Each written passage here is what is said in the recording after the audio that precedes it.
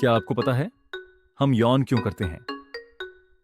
यौन करना सिर्फ बोर होने का साइन नहीं है। साइंस कहती है कि जब हम बोर या टायर्ड फील करते हैं तो हमारे दिमाग की ऑक्सीजन लेवल गिर जाती है।